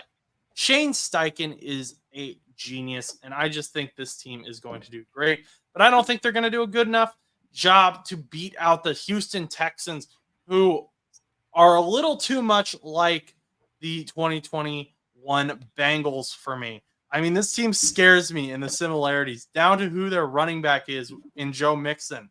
I mean, you got a second-year quarterback who was phenomenal last season. Some already have him in the elite tier. CJ Stroud was amazing. Then they added Stephon Diggs. They paid Nico Collins. Tank Dell looked great. I mean, they added Danielle Hunter on the defensive side of the ball. They're kind of in that place with Detroit, in my opinion, where the Houston Texans were already good, but they saw that they had some weaknesses, and so they fixed those in the offseason, and here they go. Will CJ Stroud have that sophomore slump? I don't know. We can't predict that. Some quarterbacks do, some quarterbacks don't. But right now, as it looks, I have no reason to believe that CJ Stroud will have that sophomore slump. He looked good in the few preseason snaps he had. I am excited to see the Houston Texans play as well. Houston or Indianapolis Colts may give him a run for their money, but I don't think it will be quite enough. Yeah, I'm pretty much in a very similar boat as you. I got the Tennessee Titans at the bottom. I mean, obviously they lost pretty big key piece of their team being Derrick Henry to Baltimore. Now they're running with a Tony Pollard led running back run game. And like you said, I'm not really sold on Tony Pollard being a running back one, let alone being a running back one in Tennessee. They do have some new they do have a new scheme that it's looking like it's going to be, but I really think that it's going to be a couple of years before we see Tennessee back in the fold of being a possible team to make a playoff run. I just don't see it being this year. I think this is going to be a good building year for Tennessee to kind of see what Will Levis can do. I'm not really sold on Tennessee as a contender in this division with three really big, heavy hitting teams. I think Tennessee may win a couple of games. I just can't see them winning any more than like 5 or 6 games. I mean, I think they're going to win a couple, like I said, but like I said, I'm not sold on this team, and I'm going to put them in 4th in this division. Now, similar to what you have to say, I think I'm going to put Jacksonville at 3rd. I think Jacksonville is a good team. I think that they will probably finish again with a winning record, probably at 9-8 again, if not 8-9. I think that there is something wrong in Jacksonville. I don't really know what happened, but they went 6-2, and then they kind of fell off. They stepped on that terrible towel, and they haven't been the same. And I don't know. I think they added that really good wide receiver. That's probably going to be a great weapon for Trevor Lawrence, but I don't remember what his name is. I think his first name's Brian. It's like Brian something. Brian Thomas. Yeah, Brian Thomas. So they added him. I think he's going to be a great weapon. You still and Gabe have Davis. Don't forget about Gabe Davis. You got Gabe Davis. The problem I have with Gabe Davis, and I always have, is he's very inconsistent. He was very inconsistent in Buffalo. He would have his moments, but there was also moments where he looked a little questionable. Like he would have 6 receptions, 140 yards, and 2 touchdowns, and then the next week he would have 1 reception for 10. And you're like, okay, but defenses, you have to scheme for him. Defenses have to scheme for him still. Yes, probably. And that being said, you have Gabe Davis and Brian Thomas, and I think that the team is good, but I don't think that they're going to go past Indianapolis, which would be my 2nd place team. I think Indianapolis has improved much, and I'm pretty confident in Anthony Richardson now. A year later, I wasn't really confident in him last year. Like you said, although he didn't really have a good preseason, there's a lot of quarterbacks that don't really have really good preseasons and then end up showing out in the regular season. So I don't really think preseason means anything, especially after knowing and seeing how well Kenny Pickett did last season and showing me that he's kind of been kind of a fraud, and it really upset me. I don't really take the preseason as anything other than development of who these 3rd and 4th strings are and if they're going to be any good, or some of these rookies coming in. Anthony Richardson played last year. He played 2 or 3 games. He got hurt. He got to get his feet wet again. But I think it's going to be good because they have Jonathan Taylor in the backfield again. And I think that with him not sitting out or being hurt or anything like this, like you said, and the developments and the changes that they've made to the team, I think that Indianapolis is only going to get better. And I think people are sleeping on the team as a whole. Remember, they were 1 play away from being in the same position Houston was in last year. So that being said, I have Indianapolis at number 2. Number 1, I have Houston. I mean, I think that Houston, I have Houston as my favorite to go and win the AFC as a whole. I think that they could probably go on if the team stays hot. I mean, your three wide receivers being Nico Collins, Tank Dell, and Stephon Diggs is something that you would make in a Madden franchise. Like that is an unbelievable wide receiver core. And then on top of that, you've got Joe Mixon as your running back. Like this team is crazy, at least on the offense. And on the defense, it's young. The one thing I love about this team is how young it is. And they proved to me last year that they can keep up with the big dogs, even though they are a young team. CJ Stroud looked great last year. And I think people are saying Jordan Love is going to be MVP. I think, if anything, I think CJ Stroud would probably have a better shot at MVP than Jordan Love.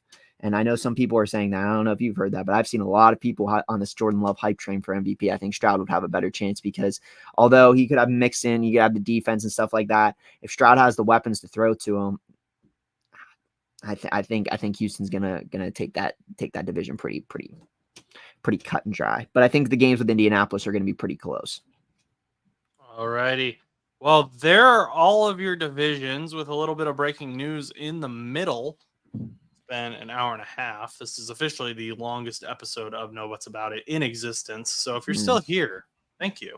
And please consider subscribing because if you made it this far, you might as well. Very interesting. We got some week 1 games. I did not record Piper's picks yet. I forgot. I just remembered. If you don't know what Piper's picks are, well, stay tuned because they're coming. I'll try to get those up by Thursday, though. Got to figure out who Piper thinks is going to win this week. But anyway, week 1 picks. Like I said, we're just going to talk about the primetime games and our games. And I know there's a primetime game in Baltimore, or not in Baltimore, in Brazil.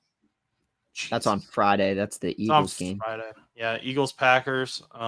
Let's not talk about that, though, because we're running really over, and that's not one of our teams normally. Unless you want to talk about it. Do you want to talk about it? I mean, I'll give a prediction. I'll throw in who I think is going to win, but other than that, I'm not really going to elaborate too far into it. This is how well the show is planned.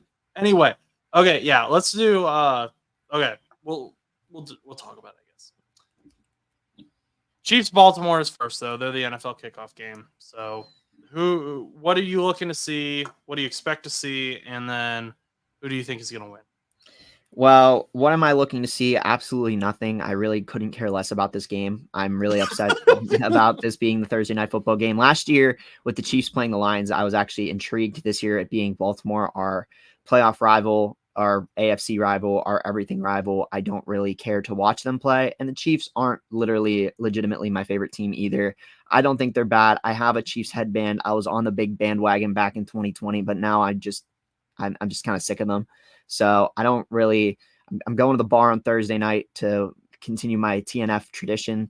And what I'm going to be seeing and what I'm going to be watching is I'm really hoping that Kansas City actually doesn't fold like they did last year to Detroit. But it was fun watching them fold to Detroit because I like Detroit. I don't want them to, I want to see how well Derrick Henry performs in the new Baltimore offense. I want to see how Kansas City looks with Juju back in the mix with the wide receiver that they just drafted, how well they'll look. I think they're going to look a little bit better. I'm expecting Kansas City to win this year rather than they did last year. I think they're going to win this year. And it should be a relatively entertaining matchup for the most part. But like I said, I don't really think I think Baltimore is going to be good, but I don't think they're going to be some powerhouse like they were last year. I can't really see them keeping this to be like a 3-point game. I'm expecting this to be like a 28-17 game or something like that. You know, enough points that it's like, oh, well, Baltimore gave it a chance, but not enough. Yeah. So same boat. I don't want either of these teams to win, but if one of them has to win, I'd rather the Chiefs win. And I think the Chiefs are going to win. Baltimore, like I said, I'm not just saying this because I don't like Baltimore. I do have legitimate concerns about their defense. I think Mike McDonald is a good defensive coordinator, and if not a great defensive coordinator. Patrick Queen is a great linebacker. They still have Roquan Smith. I know that, but Jadeveon Clowney is also a great pass rusher, and you lost him. Geno Stone, great safety, lost him. So what I'm looking for, or going to be watching at least, is how the Baltimore Ravens come out on defense. How do they look? What are they running? Are they running a ton of zone? Are they able to run man? Are they able to run those cover three, three top safety defenses at all? Or are they just going to rush Roquan Smith and hope that he's able to create enough pressure on Patrick Mahomes that he makes stupid decisions? Not the route I would go personally. I think you have to cover Travis Kelce. And then speaking of the Chiefs offense, you have to obviously, yes, you have to cover Travis Kelce, but then you also have to cover now Xavier Worthy. And then they're letting Rashee Rice play still. So I don't know that you have the weapons on the Baltimore offense or defense to cover all of those guys man to man. I think you'll have to come out in zone, and the Chiefs will make you pay for that because Patrick Mahomes is very good at finding those gaps in zone coverage. He's very good at coming up with trick plays. Now we're seeing him throw behind the back in the preseason. So I think the Kansas City, plus on top of that, you have Isaiah Pacheco, who you have to account for. So I think that the Chiefs, and hang on, I forgot about the Baltimore offense, which I don't think they're going to be amazing, but you do have. I am interested to see how Derrick Henry performs. That is something I'll be paying attention to. Yeah, I mean But that's overall, something that I'm paying attention to as well. right, but just overall, I think the Chiefs' offense is going to outperform the Baltimore defense, and that's going to be the story of this game. Just because overall, I just don't think the matchup's there anymore, at least from a scheme perspective. I think the Chiefs hold the heavy hand here. And I don't have a number of what I think the score will be. I just think that the Chiefs will win this. And then they'll go up against Cincinnati week 2 and get their first L of the season. And Cincinnati will start 2-0 for the first time in the Zach Taylor era. So that's my long-term scheme, I guess, plan for the Bengals and the Chiefs. But I think that the Chiefs come out of this week 1 with a win, and Baltimore ends up losing. And Baltimore it'll probably be a competitive game still. It just oh, no doubt. I mean, like, it's going to be competitive. I just that defense just worries me. Yeah, I don't think Baltimore is the same team that they were last year. But next game we've got in Brazil. They're not allowed to wear green or something. I don't know. Really? I don't know if there's something with like the soccer team there. Green is banned in the stadium that they're playing in, so they sent 2 green teams to the. Yeah, it's Stan knows way more about this than I do, but yeah, I don't know why they did this. But so what colors are? I mean, the Eagles could wear like their gray. I don't know if gray. I don't know if they got it okayed to wear green, but they sent 2 green teams to a stadium that isn't allowed to wear green. Eagles Packers Brazil Friday only on Peacock. Yeah, we can touch on this briefly. I mean, we don't got to elaborate too much on it. This is really dumb, by the way, NFL. There's Friday Night Lights. I have high school football to watch. I will be traveling to Cincinnati on Friday, so I will not be watching this game either. I'll probably still watch it, but I won't like it. I mean, even if I was home, even if I wasn't in Cincinnati, I still would not be watching because I'd be at Friday Night Lights as well. So, what's your prediction for this game? I'm interested to see how Saquon Barkley looks for the Eagles. Once again, another running back addition. I'm very curious to see how Jordan Love performs with Josh Jacobs, as well as all the receivers, and if he's actually going to live up to the hype that everyone has around him this season. Do I think that the Green Bay Packers are going to win? No, I think the Eagles are going to win this game. I think the Eagles are going to come out on top in Brazil. And I think that in this matchup at this point, at the beginning of the season, I think the Eagles will just be the better team just because they have the experience. I don't think Jordan Love's quite there yet to be on the same level as Jalen Hurts when it comes to that kind of competitive nature just yet. And I think Green Bay has a lot more to figure out in the scheme of things rather than Philadelphia. I do, like I said, I still stick with the idea that Philadelphia has regressed a little bit. I still think that Dallas is going to still finish ahead of them, but I don't think I think Philadelphia is going to beat Green Bay. It's probably going to be a close game. I'm expecting it to be like a 24-20 final, but we'll see. Yeah, I just this game isn't exciting to me at all. I think Philadelphia wins. I am not high on the Packers at all. I do not understand why they're being ranked so high. I know they made the playoffs last year, but I do not see what so many other people see, I guess. And maybe I'm missing something. That's fine. But I think the Eagles are gonna own this. Do you think they're gonna stomp? I think they have the potential to. Hmm. And I know the Eagles like defense has had issues near the end of last season and they lost some guys and I understand that, but like the Packers just like I don't know. They just like I'm not Jair. They have Jair Alexander. They have Josh Jacobs, but that wide receiver room, I cannot get over that. I the Eagles are gonna win, and now the Packers are probably gonna win, and people are gonna be in the comments. Oh, but yeah, we'll see. We'll see. Next game, Bengals and Patriots. We already basically covered this. I expect the Bengals to win this handedly. They should not have any issues with the New England Patriots. I believe Trent Brown is starting at left tackle, which or right tackle, excuse me. Orlando Brown Jr. is starting at left tackle. But Trent Brown is starting at right tackle over Amarius Mims. And I like that decision because Amarius Mims is still recovering from an injury.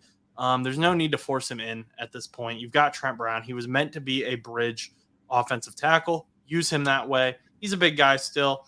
No reason to force Amarius Mims. Let him get hurt before or hurt himself worse. Even if it's just to week 2. If you're just let him rest up till week 2 against the Chiefs, I still like the decision. I think Jamar Chase is playing in this game.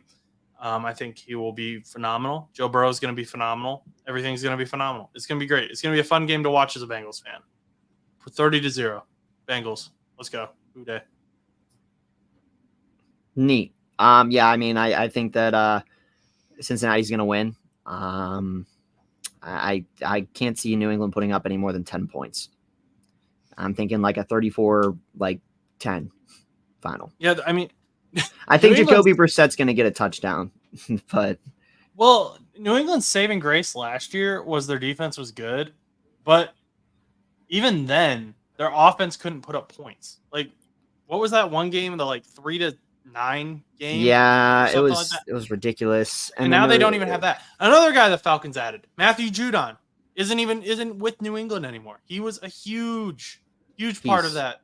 Mm-hmm. And yes, the Patriots still have Christian Gonzalez, but I don't think it's enough. I don't know. I think the Bengals offense is going to put up way more points than what the Patriots offense is going to be even close to being capable of. Yeah, I considered going to the Bengals game on Sunday with my friend, but I just don't want to watch New England play Cincinnati. That's another torture game for me. I'm sorry. Like, I mean, I don't mind Cincinnati. I think they're my least disliked division team, but I mean, I still don't want to go in and watch them play the Patriots, who I despise. So, but I thought about it since I'm going to be in Cincy, but will not be at that game. I will be at the Pitt Cincinnati Bearcats game now, which will be pretty fun. Your team. Yeah. Steelers Atlanta. What you got for me? So I think that I'm optimistic that we could win this game, although I do think Atlanta's going to put on a crazy showing. We've had, except with last year, we tend to have like decent week 1 showings against teams that are usually supposed to be good. Like, for example, other than San Francisco last year, like I said, I don't think we looked pretty good. We did well against you guys in 22. We looked good against Buffalo 2021. Both teams were considered very, very huge contenders for the playoffs or the Super Bowl. And I think with Atlanta, I don't think that they're going to be Super Bowl bound this year. But I do think they've improved. We've touched on this in the show, this monstrosity long of a show. But we have talked about it. And I think the Steelers I think the thing that's going to be interesting to see for me is if the Steelers actually perform well in an Arthur Smith offense. I think that the running backs are going to obviously look pretty solid, but I'm curious to see how the line does. Can the line, this young line, can they hold up and actually create holes and spaces for Jaylen Warren and Najee Harris? Russell Wilson is a man that likes to get sacked a lot. Will that lower morale for the O-line who think that they can't do anymore, when in reality, Russell Wilson just likes to get sacked a lot? Another thing that I'm curious about is, like you mentioned, the wide receiver core. Van Jefferson and Calvin Austin III being our wide receivers 2s and 3s. You're going to have to assume that George Pickens is probably going to be double covered, and Arthur Smith is going to have to figure out a way to incorporate Van Jefferson into the offense with Calvin Austin III and maybe Roman Wilson. I mean, I'm excited to see how he does, if they even put him in. So, or if he's even healthy enough to play yet. I'm sure he will be, but he's been dealing with an injury most of the preseason, so I don't really have much on him yet. But I think that I think we're going to win this game, but I think we're going to win because of the defense. I don't think it's going to be the offense. I think the offense is going to have a lot to figure out. And I think that I think that it's going to be one of those stupid situations like we had 2022 against you guys, where the defense just looks unreal and the offense kind of looks questionable. And people are going to start wondering about the offense again. I don't think if our offense does get going this season, I don't think it's going to get going until week 4. I think it's going to be a couple weeks. It's a whole new scheme, a whole bunch of new players, new quarterback. I mean, there's just a lot to go with it. You're not running the same jet sweep plays like you were over the last 4 years. It's going to be a crazier, weirder offense that Arthur Smith's going to run, maybe incorporate the tight ends more and different things like that. So I'm curious to see what he does. I'm curious to see what the offensive plays look like, but I'm expecting it to be a close game, and it's going to be relied heavy on the defense. This is going to come off as a hater take to a lot of people, and I promise it isn't that. I think the Falcons win this game, but I think it is going to be a defensive heavy game, as you alluded to. I think both of these teams have great defenses. You got TJ Watt and Cam Hayward and Joey Porter Jr. on one side. On the other side, you have Matt Judon. You have Jesse Bates. You have Justin Simmons, AJ Terrell. Like, just great guys on both sides. However, when it comes down to the offense, that's where this game it gets a little tilted. And I think it's tilted in the Falcons' favor. You have Kirk Cousins, who, yes, is new, but to that team, and working with Drake London and Kyle Pitts and some new guys. They don't have that chemistry. And you have that same thing with the Steelers, but I feel like it's elevated to a new level because you have Arthur Smith back in that offensive coordinator role. Then you have Russell Wilson in as a new quarterback. You have Zach Frazier, which I think is the biggest concern and the biggest difference between the Falcons and the Steelers. You're not only starting a guy who wasn't planned to be starting at center, you're also starting a rookie at center with a new quarterback. So while Russell Wilson and Kirk Cousins are both veteran quarterbacks, I could see there being some chemistry issues on the Steelers' offensive line with Zach Frazier, whether it's between Zach Frazier and Russell Wilson or Zach Frazier and the rest of the offensive line.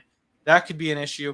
And then I just think there's a bigger talent gap between the offenses. I think the Falcons have a much more talented offense than the Steelers do at this point. They can do more. And Arthur Smith, just like his offensive scheming is just so confusing to me. It doesn't make sense. I know he was good in Tennessee, but it just he lost me in Atlanta as a head coach. I did not understand why you had Cordell Patterson blocking or Kyle Pitts blocking for Cordell Patterson. Are we now going to have Pat Freiermuth blocking for Cordell Patterson in Pittsburgh? Is that good point. Cordell Patterson is in Pittsburgh. I forgot about that. Yeah. So I think the Falcons have some small advantages, but I think that they're big enough that they can win that game. It should have been a primetime game. I think it should have been I think this should have been the Sunday night game. I think teams that or fans that like defensive battles are going to enjoy this game because it's going to be fun. I think we're going to see a lot of interceptions, unfortunately, but that's just the way. That means don't put in Russell Wilson and don't put in Kirk Cousins for fantasy. Yeah, probably. Do you want to talk about the Sunday night and the Monday night games? I guess. I mean, we're already pushing almost 2 hours, so I guess we might as well continue on. Longest episode ever. Okay, yeah, and next week we're going to run like a 45-minute episode. Rams at Detroit is Sunday Night Football. I'm going to give it to Detroit just for all the reasons that I listed that they'd win the NFC North. I think Jahmyr Gibbs and David Montgomery is going to be phenomenal. They've got a great offensive line. They've improved everywhere they needed to improve. That's really all I've got for you on that game. What do you think? Yeah, I would probably have to agree. I think that what I'm trying to so basically I think that this game is going to be interesting. I think it's going to be the Lions. I think the Lions are going to win. I do. I don't think that the Rams are going to win this game, but I do think that there's going to be some signs of light when it comes to some of these players on the Rams team. I think like probably Puka is going to shine. I'm sure Kyron Williams will look good. I'm sure Matt Stafford will look pretty decent as well. But I think, like we've said before, I think Detroit's probably going to be the teams that come on top. Are they at home? Do you know? Is it LA at Detroit? Because I know Detroit's got. I was going to say if they're in Detroit, I mean that just gives even more of a good situation for Detroit. I think at that point Detroit will probably even have a better chance of winning. They're in Detroit. Yeah. So because I mean that they've been selling out season tickets and stuff. I think the crowd's going to be high. I think the crowd's going to have a lot of energy. They came up just short last year against the 49ers in the NFC Championship. I think there's going to be a lot of love for this team. The team's only going to get better. And I think the Rams have looked questionable and they've regressed a little bit. And I think that I'm going to be looking more towards to see what these players do. And at least when it comes to the Rams. And I think it's going to be the Lions to come out on top, at least on Sunday night. I don't know if I'll be watching it, though. I don't really know what I'll be doing. So. Oh, I'm going to be watching. I want to hear that Sunday night anthem. Then whatever Carey puts together this year. Nice. Monday Night Football is the New York Jets against the San Francisco 49ers. Sorry, Stan, the Jet fan. You got the Avengers going up against King the Conqueror here, and King the Conqueror has kind of disappeared, and we don't really know what to expect from him. I think the 49ers come out of this thing on top. I think Stan would kind of agree, actually, because I think he's skeptical about some things with the Jets. But he gets a little wishy-washy sometimes, so we'll see. I have to text him after this. But 49ers, just such a great team. Extended Brandon Ayuk. Reworked Trent Williams' contract, as we said during this show. Great overall team. Just I don't see any reason why they should lose to the New York Jets on Monday Night Football. So, these are not great primetime games, in my opinion. But no, I would probably also have to go with San Francisco. I mean, I think the Jets are going to look decent. But also last year when the Jets were on Monday Night Football, they were cursed by an Aaron Rodgers injury. I think Stan was telling me that that one of the players that hurt or that injured Aaron Rodgers in that play or whatever ended up happening, one of the players is on the 49ers or on the team or something like that. So it's almost like, the curse could be happening again and Aaron Rodgers' left Achilles gets torn. So, I mean, I don't know. I mean, we'll see. I can't see San Francisco losing. I mean, if San Francisco loses, that's going to be an unbelievable circumstance. But for a Monday night game, it's going to be San Francisco, 100%. Just Christian McCaffrey, I have nothing to say. I have nothing. I can't even say what kind of game this is going to be. I just genuinely think it's going to be a San Francisco fully game. I mean, I think Green Bay is going to look, or not Green Bay. I think the New York Jets are going to look fine this year, but I think that I don't think that they're going to look fine against the San Francisco 49ers on week 1. I just don't think it's going to happen. Yeah, that's where I'm at, and I'm also very tired. So I mean, guys, if you're still here at this point in the show, thank you so much. Yeah. I mean, like, it's crazy that We you've been this just far. hit Yeah. 1 hour and 50 minutes. So if you haven't subscribed, please do so, because our shows are usually shorter than this, because this is insanely long. And also, like, just appreciate you for sticking around. Chus, do you have anything else to say? I mean, we've kind of said like 49ers winning that. I don't really have anything else to say. I mean, other than Josh, I will probably debrief with you not after the show because I really have to go to the bathroom. I I've am been I so exhausted. yeah. This has So been yeah, I gotta let out a number one. So I've okay. been I drink a lot of water, which is good. We like drinking water on the show. However, Hydration is good. the H2O is king. point being is I got a tiny bladder, so I usually I went before the show, but I didn't expect us to be on for like almost 2 hours, so which is not a bad thing. I mean, we've got a lot of footage that we can clip, and we've prepared everything. We have all the predictions in the world, and we'll see how correct we are come the end of the season. So Yeah, I'm gonna clip those tomorrow because I need to go take a nap. yes, you got work coming up here. I do have work, so those clips will come out tomorrow. But this is the full episode. I'll get that up tonight. Yep, I'm good. Thank you for listening to today's show. If you made it to the end, thank you so much. If you enjoyed, please remember to like, comment, and subscribe. We can be found anywhere you listen to podcasts and on YouTube at No Butts Show. Our social media pages are No Butts _ show on Instagram and No Butts Show on TikTok. My Twitter is Josh _Butts _2001. And if you'd like to reach us, you can email us at bullmoospodcast2. That's the number 2 at gmail.com. Finally, our spread shop will be in the description, so check out the merch. Once again, if you enjoyed today's show and made it to the end of today's show, like, comment, and subscribe. Also, we're at 375. We're 125 subscribers from 500. I know it's not likely, but if it were to happen and we somehow got 500 subscribers by Thursday, I may be inclined to give away an NFL jersey. So maybe share, pass this around to your friends, get some subscriptions if you want a free NFL jersey. Once again, like, comment, subscribe, and until next time, go do something nice for someone.